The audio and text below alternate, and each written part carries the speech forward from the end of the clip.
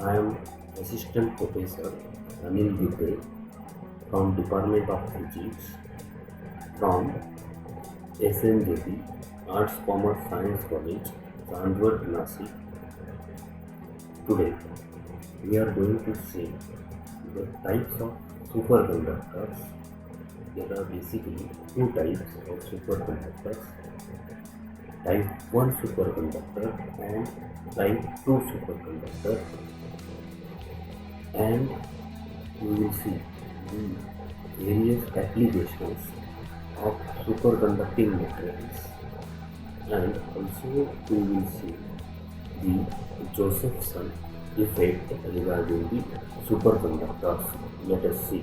Let us see the types of superconductors. Depending on the application of external magnetic field applied, there are two types of superconductors, type 1 superconductor and type 2 superconductors. Let us see type 1 superconductors. In type 1 superconductors, when external magnetic field is applied, the increase in external magnetic field, what will happen? The superconducting state is destroyed and material again goes into its normal state. So, when we apply the external magnetic field to the superconducting material, at certain external magnetic field applied, the material goes into its normal state. Such materials are called as an type 1 superconductors. So in type 1 superconductor, there is existence of a HC, that is critical magnetic field, below which the material is in superconducting state, and above HC, that is it is in normal state. So either it is in superconducting or normal state depending on the external magnetic field SC applied to the superconducting material. Okay, so there are various examples. These superconductors are also called as a soft superconductor. So there are various types, various examples of superconductors: mercury, lead, aluminum, tin, zinc, titanium. These are the examples of type 1 superconductor. They having only one critical magnetic field SC, above which the material is in normal state, and below the SC material is in superconducting state. So what are type 2 superconductors? The type 2 superconductors are the submaterials in which there are existence of two superconducting states. One is SC1 and another is SC2. So when you apply the external magnetic field H to the superconducting state or to the superconducting material, below the SC1 material is in superconducting state. So when external applied magnetic field H is less than SC1, the material is in superconducting state. But at certain magnetic field SC1, the material changes its state and goes to the vortex state. That is, below SC1 it is in superconducting state, but above SC1 it goes to another state called as a vortex state, and it will remain in the vortex state up to magnetic field SC2. So between, if your H is in between SC1 and SC2, material is in vortex state. Vortex means what? It shows both the properties of superconducting state and normal state. So that state is called as vortex state. But if external applied magnetic field H is greater than SC2, the material goes into its perfect normal state. So in perfect normal state, magnetization of the material completely vanishes and material remains in the normal state, or it behaves in the normal state. So type 2 superconductors having two states, SC1 and SC2. Below SC1, the materials are in superconducting state. In between SC1 and SC2, materials are in vortex state, and above SC2, the material goes into its normal state. So it has showing three states. So these are the various examples of type 2 superconductors. Type 2 superconductors generally have a critical temperature and are useful in real life. Type 2 superconductors because the critical point is low and generally oxides you can see this shows higher critical temperature comes into the type 2 superconductor states. So what are the applications of superconductors? These superconductors are used in various applications. First application in transmission lines.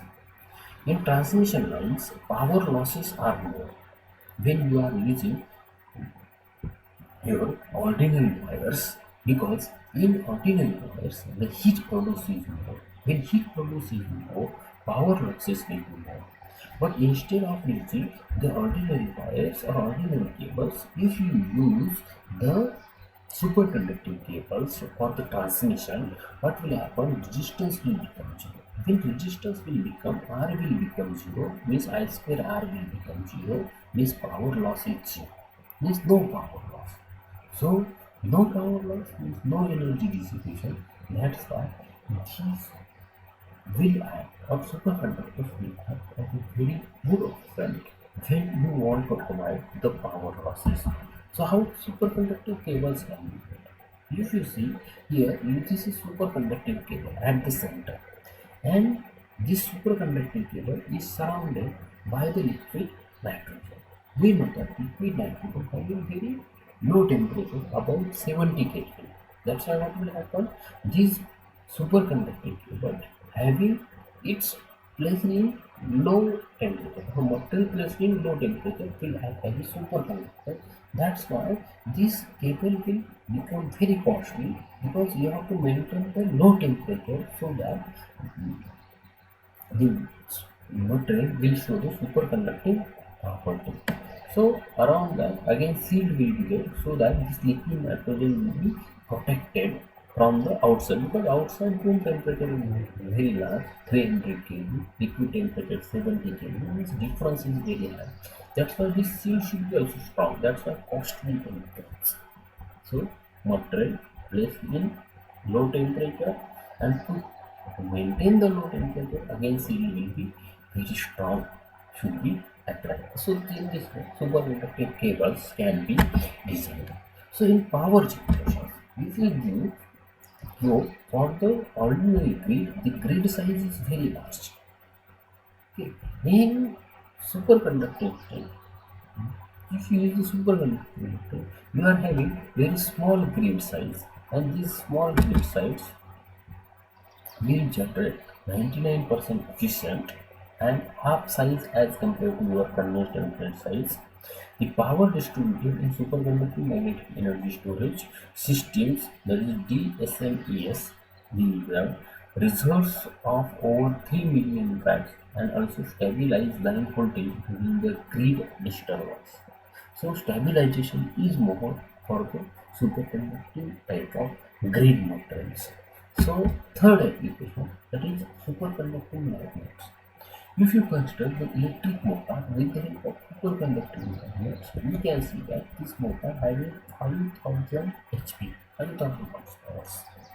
So if you want to use the 5000 HP motor with the help of ordinary cable, the size will become very bulky, very large because there will be losses and that's why power increase will be less. But in superconducting cables, very strong magnetic field produce. Strong magnetic field means about 10 to 5 watts, that is 10 Tesla. 10 to 5 watts means 10 Tesla because you know that 10 to 4 watts is 1 Tesla.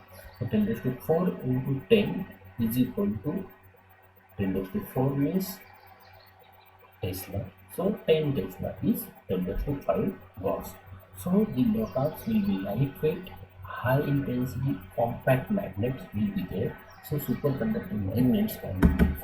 In medical field, largely in biomagnetism, is used for the purpose of MRI scanning. The human skull can be scanned with the help of MRI, that is magnetic resonance imaging. MRI is magnetic resonance imaging. So to generate very high or very strong magnetic field means to capture the image of your human skull, what you have to do, you have to place the head or skull in a very strong magnetic field. And to produce a strong magnetic field, if you use the superconducting because you can see the strong and precise superconducting magnets in this field in whole in beings on a human body. So you can see that MRI magnetic resonance imaging. In MRI scanning, this your body will move in the MRI machine and get strong magnetic field is applied over here where you are getting the MRI image. In electronics also superconducting materials if used you are getting the better and better replacement because in electronic machine the heating takes place and if you use the superconducting materials, there will be no heat, so there will be no power losses. So what will happen? Designing of chips, peptide computers 1000 times faster as compared to the conventional computers. Then 1000 trillion operations per second speed of operation is increased. With ultra high performance filters, ability to pass desired frequencies useful for cellular telephone system, these superconducting materials will replace all electronic industry in they are used. Because the problem the problem of critical temperature means DC that is material will not work as a superconductor at room temperature that is at 300 Kelvin. Once you get the material which works at 300 Kelvin as a superconductor at that time, you will see the drastic change in all the electronic industry. Then in particle accelerators. What are particle accelerators? Particle accelerators are the accelerator which produce or which accelerates the alpha, beta, maybe see that electron, proton with high energy. Such a are called as particle accelerators. So superconducting magnets will use bring and focus the particle at a particular beam, accelerate the particle, identify and analyze the particle interaction, advantages the high field with smaller size, extreme magnetic accuracy, and last application of superconducting metals is magnetics. Magnet is magnetic radiation trains. Magnetic levitation is there is nothing but floating of train on the track. So this is maglev train. This is discovered by Japan in 1997. Magnetic field induces the current in the coils on the track, and there is repulsion between the coils and magnetic field is used for the leviation lateral balance. Careful and team interaction propel the train in forward direction. Okay. So last topic is Josephson effect. What is this Josephson effect? In Josephson effect, there are two superconductors, that is superconductor 1 and superconductor 2. These two superconductors are joined with the help of insulator, bad conductor. Superconductor 1 and superconductor 2 are separated with the help of thin insulator. So a Josephson junction is consists of junction between two superconductors separated by an insulator is called as Josephson junction. So insulator should be thin insulator. So Josephson effects there are two types of Josephson effect. One is DC Josephson effect. So what is DC Josephson effect? You take Josephson junction. Josephson junction means two superconductors are separated by a thin insulator. And just join these two superconductors with each other. What will happen? You will get a certain DC across the junction. This is called as DC Josephson effect. You have not applied any voltage to it. You have not applied any voltage between superconductor 1 and superconductor 2. Then also there is production of a current across the junction, though two superconductors are separated by thin insulating barrier. So This no when no voltage is applied to the junction, then also DC current will flow through the junction. This effect is called as the DC Josephson effect. Obviously, this current is flowing due to the most important effect called as tunneling effect, which is studied in quantum mechanics. The second Josephson effect is AC Josephson effect. When a small DC voltage is applied, DC voltage is applied here. Here DC voltage is applied. When small DC voltage is applied across the junction, AC current will produce or oscillate with certain frequency nu is equal to twice EV upon H. This effect is called as AC Josephson effect. So in DC Josephson effect, no DC supply is applied, then also current will flow. That DC current is called as DC Josephson effect.